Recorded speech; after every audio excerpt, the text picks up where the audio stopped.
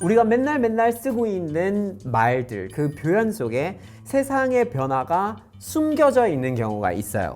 너무나 당연하게 쓰는 말인데 들여다보면 그동안 인류가 얼마나 빠르게 바뀌었는지를 엿볼 수 있는 경우가 있는데요.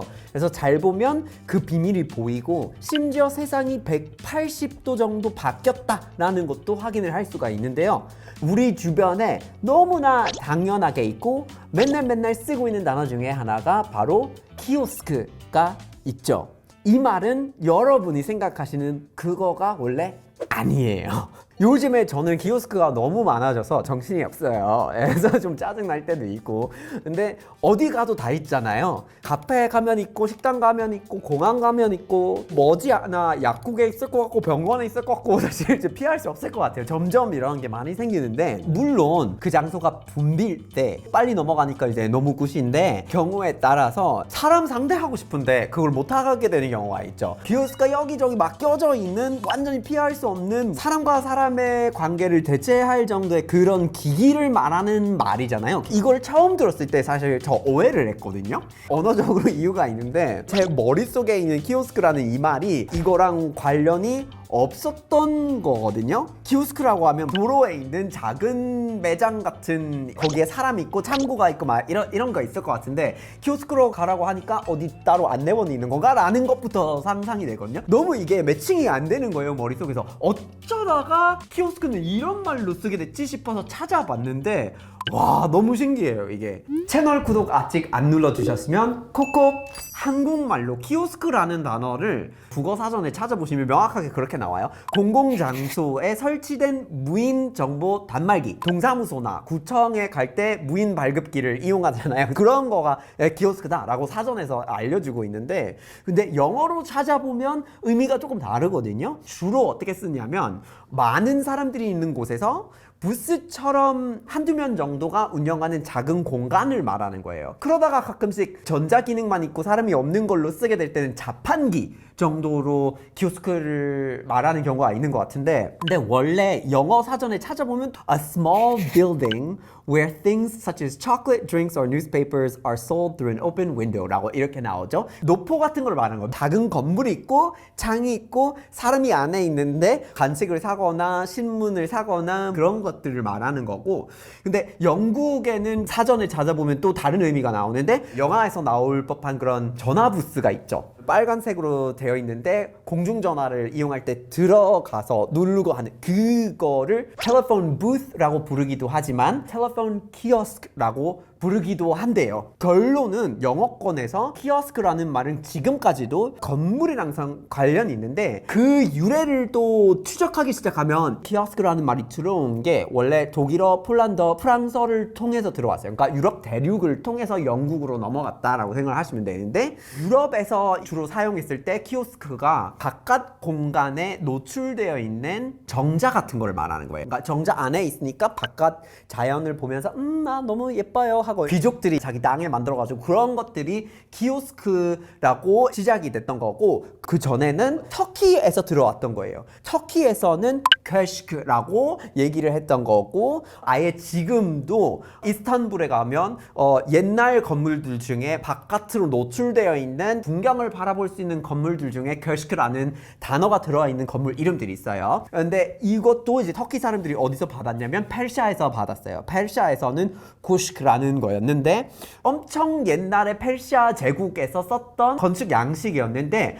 부자나 귀족들이 뭐 엄청 이쁜 건물 안에서 주로 생활을 했었잖아요. 근데 바깥에 어떤 풍경을 좀 즐기면서 편안하게 있고 싶으면은 크게 발코니가 있고 베란다가 있고 그 용도로 건물을 만들었을 때 고시크라고 부르게 됐던 거예요. 정자처럼 이런 형태를 결국 유럽에서 띠게 되는데, 또 나중에 공원에 들어가기 시작하는 거예요. 그러면 대중들이 이용하는 공원에 이 건물이 있는데 여기서 안내소를 차리고 물건을 팔기 시작하고, 특히 포르투갈이나 이런 데 가면 뭐 아브니드 데 리브르다드라고 진짜 큰 길이 있는데 거기에 카페들이 밖에 있고 이상한 초록색 정자처럼 되어 있는 작은 건물이 있는데 그게 키오스크인 거예요. 주로 서양에서는 바깥이랑 뭐 즐길 수 있는 어떤 건물 양식에서 시작이 됐다가 결국 사람을 상대하는 가게로 정착을 하게 됐는데요. 근데 이거 보면 너무 웃긴 게, 우리가 요즘에 키오스크를 접할 때 항상 화면만 보고 사람이 없고 그 사람을 대체하는 걸로 쓰고 있는데 유래가 오히려 건축물이었고 심지어 자연까지 즐기기 위한 거였는데 그 다음에 사람들하고 거래를 하는 그 용도였는데 180도 뒤집혀가지고 완전히 딴 세상이 된 거예요. 그러니까 인류 사회가 얼마나 많이 바뀌었는지를 보여주는 단어예요. 근데 이런 단어들이 몇 개 있어요. 로봇이라는 단어도 너무 신기해요. 로봇이라는 단어는 원래 슬라브어들의 뿌리를 두고 있거든요. 라브라고 하면은 원래 노예나 이런 거를 말하는 거였어요. 엄청 옛날에. 근데 그게 이제 러시아어나 체크어나 다른 슬라브 계열 언어들에 들어가게 되면서 라보타라고 러시아 말로 얘기를 하면은 뭐 작동 기능 1 뭐 이런 여러 가지를 뜻할 수 있고, 그리고 체크어로는 로봇이라고 이렇게 얘기를 했던 거예요. 그래서 원래 사람이 일을 하는 거를 말하는 거예요. 라보트라고 하면은 기능이나 뭐 이런 걸 말하는 거긴 해요, 지금도. 근데 우리가 생각하는 로봇으로 바뀌게 된 계기가 있었단 말이죠. 1920년대에 체코의 한 희극가가 있었어요. 가렐 차펙라는 사람이었는데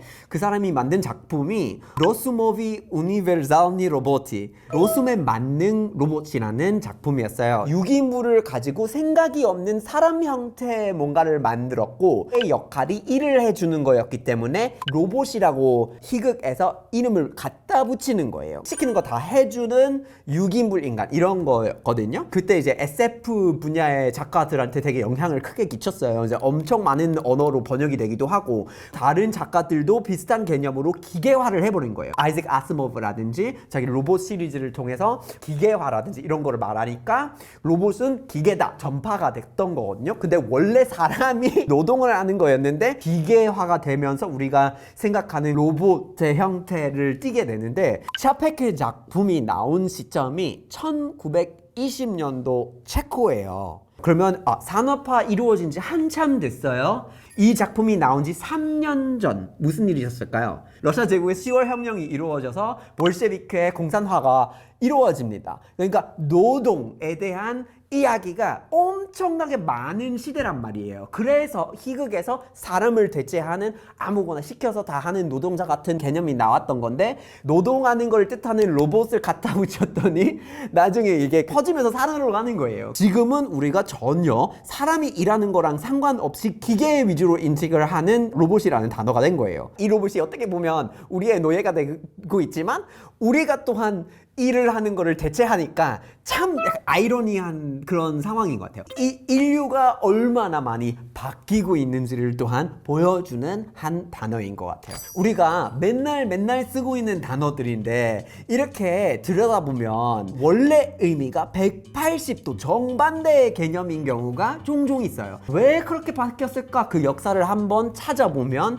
인류에 대해서 훨씬 더 빠르게 이해할 수 있는 것들이 있어요. 우리가 얼마나 많이 바뀌는지, 사회적인 경향들이 있는 건지 이런 것들이 뭔가 실마리가 풀리기 시작하는 현상이 신기하게도 있어요. 그래서 앞으로 분명히 자동화를 더 많이 하고 디지털화를 더 많이 하면서 우리가 예전에 다르게 생각했던 단어를 반대의 의미로 쓰게 될 수도 있어요. 여러분들이 요즘에 쓰고 있는 표현 중에 정반대의 의미로 쓰게 된 것들이 있을 수도 있을 것 같아요. 여러분이 쓰시는 표현들 중에 어원이 궁금한 거 있거나 그 뒤에 역사가 궁금한 것들이 있으실 수 있으니까 꼭 댓글로 한번 공유를 해주시고요. 앞으로 우리가 여기서 타일러 볼까요? 해서 계속 단어를 가지고 그 뒤에 숨겨진 이야기에 대해서 같이 얘기를 나누어 보죠.